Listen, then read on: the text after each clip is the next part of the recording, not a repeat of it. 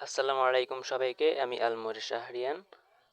আজকে আমি আলোচনা করব নবম দশম শ্রেণীর জীববিজ্ঞানের প্রথম অধ্যায় জীবন পাঠ এই অধ্যায়টি নিয়ে। এই অধ্যায়টি থেকে মূলত কোন কোন টাইপের সৃজনশীল প্রশ্ন হয় সেটা আগে আমি সাজেশন দিয়ে দেব, তারপরে আমি বিস্তারিত আলোচনা করার চেষ্টা করব।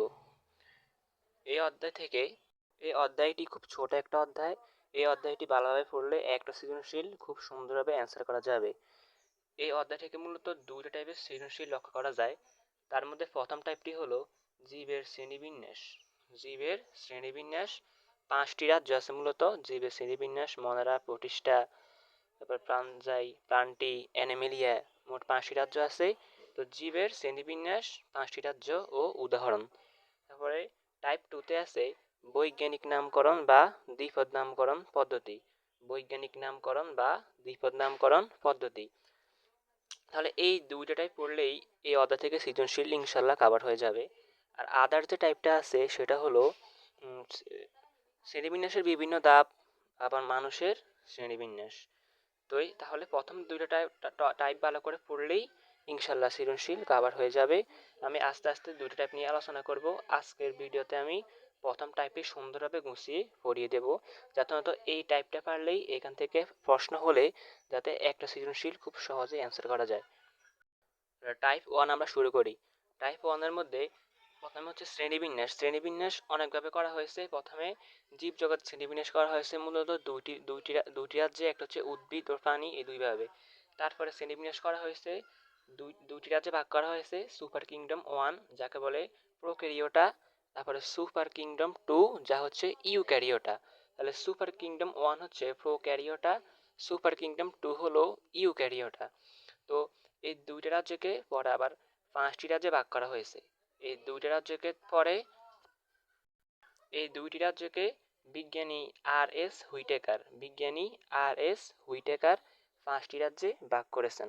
এই পাঁচটি রাজ্য হলো মনেরা, প্রোটিস্টা, ফানজাই, প্লান্টি ও অ্যানিমেলিয়া। তাহলে সুপার কিংডম ওয়ান যেটা প্রোক্যারিওটা, সেটাকে ভাগ করা হয় মূলত একটি রাজ্যে, সেটা হলো কি মনেরা। সুপার কিংডম ওয়ান হলো একটি, সেটা হচ্ছে রাজ্য এক মনেরা। আর সুপার কিংডম টু ইউক্যারিওটা, সেটা হচ্ছে চারটি, যেমন রাজ্য টু প্রোটিস্টা, রাজ্য থ্রি পাঞ্জাই, রাজ্য ফোর প্লান্টি এবং রাজ্য ফাইভ কি এনিমেলিয়া। রাজ্য ফাইভ হচ্ছে কি এনিমেলিয়া। আমি আস্তে আস্তে সব নিয়ে আলোচনা করব। প্রথমেই সুপার কিংডম ওয়ান, যা প্রোক্যারিওটা, এটার বৈশিষ্ট্য কি আমরা খুব সহজে শিখে ফেলতে পারি। যেমন এক নম্বরে লেখা যায় আদিকোষী। তাহলে সুপার কিংডম ওয়ানের যে জীবগুলো আছে তারা হচ্ছে কি আদিকোষী। এক নাম্বার পয়েন্ট হচ্ছে কি আদিকোষী। পরীক্ষা যদি আসে আমরা অবশ্যই পয়েন্ট আকারে লিখব, কারণ পয়েন্ট আকারে লিখলেই নাম্বার ভালো পাওয়া যায়। 3-এ 3, 4-এ 4 ইনশাল্লাহ পাওয়া যাবে। তাহলে পয়েন্ট আকারে লিখবো এবং যেখানে চিত্র আঁকা যায় সেখানে আমরা চিত্র রেখে দেবো। তাহলে এক নাম্বার কি লিখবো? আদিকোষী। তাহলে সুপার কিংডম ওয়ান প্রোক্যারিওটা এর বৈশিষ্ট্য আমরা শিখছি। এক নাম্বার হচ্ছে কি আদিকোষী। দুই নাম্বার হচ্ছে কি এদের নিউক্লিয়াস সুগঠিত নয়। এদের নিউক্লিয়াস সুগঠিত নয়। তারপর 3 নাম্বারে যেটা লেখো, 3 নাম্বারে লিখবো এরা এককোষী। এরা হচ্ছে কি এককোষী। এরা এককোষী। এরা এককোষী। এবং 4 নাম্বারে লিখবা এরা হচ্ছে কি অণুবীক্ষণিক জীব। এরা হচ্ছে আণুবীক্ষণিক জীব। এরা হচ্ছে কি আণুবীক্ষণিক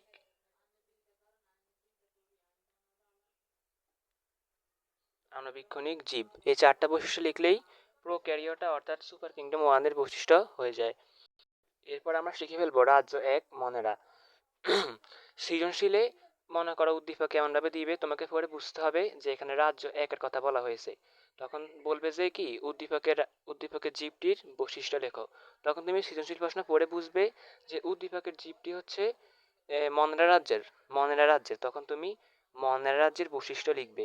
তখন তুমি তো রচনা লিখবে না, তখন তোমাকে পয়েন্ট আকারে লিখতে হবে এবং চিত্র এঁকে দিতে হবে। তাহলে পয়েন্ট আকারে লিখলে তুমি 3-এ 3, 4-এ 4 ইনশাল্লাহ পেয়ে যাবে। তাহলে প্রথম পয়েন্ট মনের রাজ্যের বৈশিষ্ট্য। প্রথম পয়েন্ট তুমি কি লিখবে? এক নাম্বার লিখবে এরা এককোষী। 2 নাম্বার কলোনিয়াল। কলোনিয়াল এরা তুমি লিখবে কি এরা কলোনিয়াল। কলোনিয়াল মানে কি দলবদ্ধ। তাহলে কলোনিয়াল মানে হচ্ছে কি দলবদ্ধ। তারপর 3 নম্বরে কি হবে? 3 নম্বরে লিখবে কি? এরা এরা ফিলামেন্টাস। এরা কি? ফিলামেন্টাস। এখন বলে ভাই, ফিলামেন্টাস মানে কি? ফিলামেন্টাস মানে হচ্ছে, তাহলে ফিলামেন্টাস মানে কি? ফিলামেন্টাস মানে হচ্ছে একটির পর একটি কোষ লম্বালম্বিভাবে যুক্ত হয়ে ফিলামেন্ট গঠন করে। তাহলে 4 নম্বরে কি লিখবে? 4 নম্বরে লিখবে কি? এদের কোষে কি ক্রোমাটিন বস্তু থাকে না, কারণ এরা তো হচ্ছে কি আদিকোষী। রাজ্য এক মনার, এরা তো আদিকোষী, এরা তো এমন উন্নত না। তাহলে তুমি কি লিখবে? এদের তো কিছুই থাকে না। কি লিখবে? কোষে ক্রোমাটিন বস্তু থাকে না। কোষে ক্রোমাটিন কোষে ক্রোমাটিন বস্তু থাকে না। কোষে ক্রোমাটিন বস্তু থাকে না। এটা তো কিছুই থাকে না। আর আরেকটা কি লিখবে? কোষে নিউক্লিওলাস থাকে না। কোষে নিউক্লিওলাস থাকে না। কোষে নিউক্লিওলাস থাকে। এরপর কি? কোষে নিউক্লিয়ার পর্দা থাকে না। তাহলে কোষে নিউক্লিওলাস থাকে না, কোষে নিউক্লিয়ার পর্দা থাকে না। 7 নম্বর হচ্ছে কি? কোষ বিভাজন। কোষ বিভাজন দ্বিভাজন প্রক্রিয়ায় হয়। কোষ বিভাজন দ্বিভাজন প্রক্রিয়ায় ঘটে। 8 নাম্বার খাদ্য গ্রহণ করে শোষণ পদ্ধতিতে। তাহলে কি? খাদ্য গ্রহণ করে শোষণ পদ্ধতিতে। তারপর তুমি কি দিবে? উদাহরণ দিয়ে দিবে, ব্যাস। উদাহরণ কি? ব্যাকটেরিয়া, নীরব, সবুজ, শৈবাল। তাহলে যদি এটা যদি ছোট কথায় আসে তাহলে তো 6টা বা 7টা পয়েন্ট লিখলে তুমি 3-3 পেয়ে যাবা। আর যদি বড় কথায় আসে তাহলে তুমি 9টা দেখে দেখে দিবা। এই যে কোষ বিভাজন দ্বিভাজন প্রক্রিয়া ঘটে, খাদ্য গ্রহণ করে শোষণ পদ্ধতিতে, উদাহরণ দিয়ে দিবা ব্যাকটেরিয়া, নীরব, সবুজ, শৈবাল। তারপর তুমি একটা চিত্র রেখে দিবা, যেমন এখানে উদাহরণ আছে ব্যাকটেরিয়া। এত সুন্দর হওয়ার দরকার নাই, তুমি একটা চিত্র রেখে দিবা, তাহলে তোমার নাম্বার সুন্দরভাবে চলে আসবে। এই তুমি এখানে একটা ব্যাকটেরিয়া চিত্র রেখে দিবা। তুমি তো পেন্সিল দিয়ে সুন্দর করে আঁকবা, এত সুন্দর না হলেও চলবে। তুমি এখানে এই ব্যাকটেরিয়ার এই একটা ব্যাকটেরিয়ার এই একটা ব্যাকটেরিয়ার চিত্র রেখে দিবা, শেষ। তাহলে তুমি একটা ব্যাকটেরিয়ার চিত্র রেখে দিবা। চিত্রকে বলে দিবা যে কি? চিত্র ব্যাকটেরিয়া। তাহলে যদি মনের রাজ্য পরীক্ষাতে আসে তাহলে আমরা কি লিখবো? 1 নাম্বার লিখবো কি? এরা এককোষী। 2 নাম্বার লিখবো কলোনিয়াল, দলবদ্ধ। 3 নাম্বারে এরা ফিলামেন্টাস। মানে কি? ফিলামেন্টাস মানে হচ্ছে একটির পর একটি কোষ লম্বালম্বিভাবে যুক্ত হয়ে ফিলামেন্ট গঠন করে। 4 নাম্বারে হচ্ছে কি? কোষে কি ক্রোমাটিন বস্তু থাকে না, কোষে নিউক্লিওলাস থাকে না, কোষে নিউক্লিয়ার পর্দা থাকে না। কোষ বিভাজন দ্বিভাজন প্রক্রিয়ায় হয়, খাদ্য গ্রহণ করে শোষণ পদ্ধতিতে। তারপরে উদাহরণ দিবা। উদাহরণ কি? ব্যাকটেরিয়া, নীরব, কি সবুজ, শৈবাল। তারপর একটা চিত্র রেখে দিবা। তাহলে আমাদের সুপার কিংডম 1 অর্থাৎ মনের রাজ্য শেষ। এবার আমরা দেখে ফেলবো ইউক্যারিওটা বা সুপার কিংডম 2। আমরা সেটা দেখবো ইউক্যারিওটের বৈশিষ্ট্য।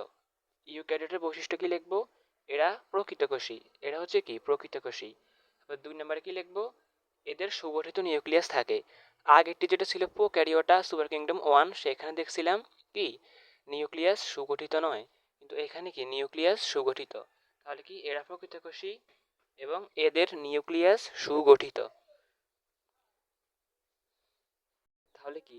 এদের নিউক্লিয়াস সুগঠিত। 3 নম্বরে কি লিখবা? এককোষীয় হতে পারে, বহুকোষীয় হতে পারে। তাহলে কি? এককোষী বা কি বহুকোষী হতে পারে। এককোষী বা বহুকোষী হয়। তারপরে 4 নাম্বার যেটা লিখবো সেটা হচ্ছে দলবদ্ধভাবে বসবাস করে। দলবদ্ধভাবে বসবাস করে। তাহলে কি? দলবদ্ধভাবে বসবাস করে। দলবদ্ধভাবে কি বসবাস করে। তাহলে এই 4টা লিখলে হবে। ইউক্যারিওটের বৈশিষ্ট্য, এটা তো সৃজনশীলে আসবে না। ইউক্যারিওটার অন্তর্ভুক্ততে 4টি রাজ্য আছে, ওগুলোর বৈশিষ্ট্য মূলত সৃজনশীলে আসবে। আমরা সেগুলো একটু পরে দেখে ফেলবো। তাহলে এবার দেখে ফেলছি রাজ্য 2 প্রতিষ্ঠা। তাহলে ইউক্যারিওটার মধ্যে প্রথমে যেটা আছে রাজ্য 2 প্রতিষ্ঠা। তারপর রাজ্য 2 প্রতিষ্ঠার বৈশিষ্ট্য লিখতে গেলে প্রথমে লিখবো 1 নম্বরে এরা এককোষী বা বহুকোষী। তারপর 2 নম্বরে লিখবো এরা কি কলোনিয়াল। এরাও কি কলোনিয়াল। এরা কলোনিয়াল। কলোনিয়াল মানে কি? দলবদ্ধ। মানে কলোনিয়াল মানে হচ্ছে কি? দলবদ্ধ। তারপরে কি এদের সুগঠিত নিউক্লিয়াস থাকে, এদের কি থাকে, সুগঠিত নিউক্লিয়াস থাকে। আগেরটিতে মনে রাখ সুগঠিত নিউক্লিয়াস ছিল না, কিন্তু এদের সুগঠিত কি থাকে, নিউক্লিয়াস থাকে, সুগঠিত নিউক্লিয়াস থাকে, সুগঠিত নিউক্লিয়াস থাকে। তারপরে এদের কোষে ক্রোমাটিন বস্তু থাকে এবং নিউক্লিয়ার পর্দা থাকে। তাহলে এদের কোষে কি থাকে, নিউক্লিওলাস থাকে ও নিউক্লিয়ার পর্দা থাকে। এরপর কি লিখবো, ক্রোমাটিন বস্তুতে ডিএনএ আরএনএ থাকে, ক্রোমাটিন বস্তুতে ডিএনএ আরএনএ থাকে। তাহলে কি লিখবো, ক্রোমাটিন বস্তুতে ডিএনএ আরএনএ। তাহলে কি ক্রোমাটিন বস্তুতে ডিএনএ আরএনএ ও প্রোটিন থাকে। 6 নম্বরে লিখব মাইটোসিস কোষ বিভাজন ঘটে, মাইটোসিস কোষ বিভাজন ঘটে। 7 নম্বরে হচ্ছে কি অজনন প্রযোজন ঘটে। এবং 8 নম্বরে লিখব কি ভ্রূণ গঠিত হয় না, ভ্রূণ গঠিত হয় না। তারপরে উদাহরণ দিয়ে দেবো, যেমন অ্যামিবা, এককোষী, বহুকোষী, শৈবাল, এসব। ঠিক আছে, তাহলে যদি বড় কথা আসে এই 9টা বৈশিষ্ট্য লিখলে হবে, আর যদি ছোট কথায় আসে তাহলে 3 মার্কের জন্য 7টা বা 6টা লিখলেই হবে। তাহলে আমি আরেকবার বলছি, এরা এককোষী বা বহুকোষী, এরা কলোনিয়াল মানে দলবদ্ধ, এদের সুগঠিত নিউক্লিয়াস থাকে, এদের কোষ নিউক্লিয়ার পর্দা থাকে, ক্রোমাটিন বস্তুতে আরএনএ, ডিএনএ ও প্রোটিন থাকে, মাইটোসিস কোষ বিভাজন ঘটে, অজনন প্রযোজন ঘটে, ভ্রূণ গঠিত হয় না। উদাহরণ হিসাবে কি অ্যামিবা, এককোষী, বহুকোষী, শৈবাল। তাহলে আশা করি রাজ্য 2 পৃষ্ঠা ক্লিয়ার হয়ে গেছে। আমি আশা করি এই উদাহরণগুলো পড়লেই, এগুলো অ্যান্সার করলেই ইনশাল্লাহ 3-এ 3 বা 4-এ 4 পাওয়া যাবে। এরপর রাজ্য 3 পাঞ্জাই। তাহলে পাঞ্জাই যদি পরীক্ষাতে আসে তাহলে বৈশিষ্ট্য হিসেবে লিখতে হবে কি, বৈশিষ্ট্য হিসেবে লিখতে হবে 1 নাম্বার লিখবো এদের অধিকাংশই স্থলজ, জলজ আছে কিন্তু লিখবো কি এদের অধিকাংশই কি স্থলজ। 2 নাম্বার এরা কি পরজীবী বা মৃতজীবী। 3 নাম্বার এদের নিউক্লিয়াস সুগঠিত। তারপর 4 নাম্বার লিখবো কোষ প্রাচীর কাইটিন বস্তু দিয়ে গঠিত, ক্লোরোপ্লাস্ট অনুপস্থিত। তারপরে কি ক্লোরোপ্লাস্ট অনুপস্থিত। খাদ্য গ্রহণ শোষণ পদ্ধতিতে ঘটে, তাহলে কি খাদ্য গ্রহণ কি শোষণ পদ্ধতিতে ঘটে। তারপরে 7 নাম্বার হ্যাপ্লয়েড স্পোর দ্বারা বংশবৃদ্ধি হয়, হ্যাপ্লয়েড স্পোর দ্বারা বংশবৃদ্ধি করে। 8 নাম্বারে কি দিব উদাহরণ, ইস্ট, মাশরুম, পেনিসিলিয়াম ইত্যাদি। তাহলে পরীক্ষাতে আসলে অবশ্যই এভাবে পয়েন্ট আকারে লিখতে হবে, কারণ পয়েন্ট আকারে লিখলে স্যার যখন দেখবে যে হ্যাঁ এভাবে সব কিছুই আছে তখন স্যার শুনতে মতো তোমাকে নাম্বার দিয়ে দেবে। কিন্তু যদি তুমি উল্টে পাল্টা লেখো তাহলে কিন্তু নাম্বার পাওয়া যাবে না। তাহলে এখানে পয়েন্ট আকারে অবশ্যই লিখতে হবে। এরপরে চলে আসি প্লান্টি, রাজ্য 4 প্লান্টি। প্লান্টির বৈশিষ্ট্যের মধ্যে 1 নম্বর হচ্ছে এরা প্রকৃত নিউক্লিয়াস যুক্ত, এরা প্রকৃত নিউক্লিয়াস যুক্ত। তাহলে খেয়াল করো যেটা 2 নাম্বার যেটা সুপার কিংডম 2 মানে প্রোক্যারিওটা, সেটার মধ্যে সুপার কিংডম 2 হচ্ছে কি ইউক্যারিওটা। আর ইউক্যারিওটার মধ্যে যে 4টি রাজ্য আছে সবারই নিউক্লিয়াস কি সুগঠিত, শুধু মনেরা নিউক্লিয়াস কি সুগঠিত নয়, আর বাকি যে 4টি রাজ্য আছে সবার নিউক্লিয়াস কি সুগঠিত। তাহলে আমরা এখানেও রাজ্য পড়ে প্লান্টি, এখানে কি লিখতে পারি এরা প্রকৃত নিউক্লিয়াস যুক্ত। এরা শালক সংশ্লেষণকারী উদ্ভিদ, এরা কি শালক সংশ্লেষণকারী উদ্ভিদ। দেহে উন্নত টিস্যুতন্ত্র বিদ্যমান, দেহে উন্নত টিস্যুতন্ত্র কি বিদ্যমান। এবং 4 নম্বরে কি লিখবো এদের কি এদের এদের যৌন জনন ঘটে, এদের যৌন জনন ঘটে, এদের যৌন জনন ঘটে। 5 নম্বরে কি লিখবো, তাহলে 5 নাম্বার কি, 5 নাম্বার হচ্ছে কি স্ত্রী জনন অঙ্গবিশিষ্ট উদ্ভিদ, স্ত্রী জনন অঙ্গবিশিষ্ট উদ্ভিদ।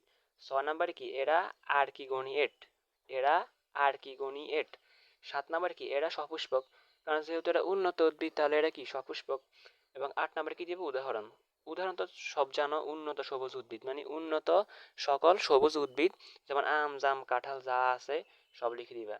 তাহলে 1 নাম্বারে কি এরা প্রকৃত নিউক্লিয়াস যুক্ত, এরা শালক সংশ্লেষণকারী উদ্ভিদ, দেহে উন্নত টিস্যুতন্ত্র বিদ্যমান, এরা যৌন জনন ঘটে, এদের যৌন জনন ঘটে, স্ত্রী জনন অঙ্গ বিশিষ্ট, এরা আর্কিগোনিয়েট, এরা সপুষ্পক। উদাহরণ হিসাবে উন্নত সবুজ উদ্ভিদ যেমন আম, জাম, যা আছে এরকম লিখে দিতে পারবে, সমস্যা নেই।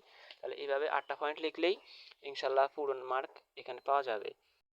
এইবার হচ্ছে 5 নাম্বার রাজ্য অর্থাৎ অ্যানিমেলিয়া, এটাই লাস্ট। এটা পড়লে আমাদের 5টিটা তো সব পড়া হয়ে যাবে। তাহলে 5 নাম্বার রাজ্য অ্যানিমেলিয়ার বৈশিষ্ট্যের মধ্যে কি লেখা যায়? 1 নম্বরে কি লেখা যায়? এরা সুগঠিত নিউক্লিয়াস বিশিষ্ট। এরা সব জায়গায় লিখবে, এরা কি সুগঠিত নিউক্লিয়াস বিশিষ্ট। 2, এরা কি বহুকোষী, এরা কি বহুকোষী। কারণ রাজ্য 5টা মূলত হচ্ছে অ্যানিমেলিয়া, যেটা শুধু প্রাণী, এখানে কোনো উদ্ভিদ নাই, এটা হচ্ছে মূলত কি নিয়ে, পানি নিয়ে। তাহলে এরা বহুকোষী এবং প্রাণীতে তো কি প্লাস্টিড থাকে না। তাহলে 3 নাম্বার কি, এদের কি প্লাস্টিড থাকে না। এবং কি 4 নাম্বারে কি লেখা যায়? আমরা জানি প্রাণী খাদ্য গিলতে পারে, তাহলে কি খাদ্য গলাধঃকরণ করতে পারে। 5 নাম্বারে কি এদের যৌন জনন ঘটে, আমরা জানি এদের কি যৌন জনন ঘটে। 6 নাম্বার কি ভ্রূণীয় স্তর সৃষ্টি হয়, ভ্রূণীয় স্তর সৃষ্টি হয়। 7 নাম্বারে এদের কোষ প্রাচীর থাকে না, কারণ কোষ প্রাচীর তো উদ্ভিদে থাকে, এরা তো প্রাণী, তা আমরা তো সুন্দরভাবে লিখতেই পারি এদের কি কোষ প্রাচীর থাকে না। তারপরে 8 নাম্বারে কি দেবো, উদাহরণ দেব। প্রোটোজোয়া ব্যতীত সকল অমেরুদণ্ডী ও মেরুদণ্ডী প্রাণী। ঠিক আছে, তাহলে প্রথমটা কি, এরা সুগঠিত নিউক্লিয়াস বিশিষ্ট, এরা বহুকোষী, প্লাস্টিক থাকে না, খাদ্য গলাধঃকরণ করতে পারে। তাহলে 5 নাম্বার কি, এদের যৌন জনন ঘটে। 6 নাম্বার কি ভ্রূণীয় স্তর সৃষ্টি হয়। 7 নাম্বার এদের কোষ প্রাচীর থাকে না। আর 8 নাম্বার কি দেব, উদাহরণ দেব। প্রোটোজোয়া ব্যতীত সকল অমেরুদণ্ডী ও মেরুদণ্ডী প্রাণী। তাহলে খেয়াল করো, আজকে আমরা অল্প সময়ের মধ্যে যে 2টা টাইপ থেকে সৃজনশীল আসে, তার প্রথম টাইপটি, টাইপ 1টা, জীবের শ্রেণীবিন্যাস সংক্রান্ত 5টি রাজ্য ও উদাহরণ আমরা এগুলো পড়ে ফেললাম। তাহলে এই 5টি রাজ্য যদি তোমরা খুব ভালোভাবে পারো, তাহলে অন্তত এই টপিক থেকে যদি সৃজনশীল হয়, তাহলে তোমরা একটা সৃজনশীল অবশ্যই অ্যান্সার করতে পারবে। তাহলে 5টি রাজ্য আমরা আজকে দেখে ফেললাম।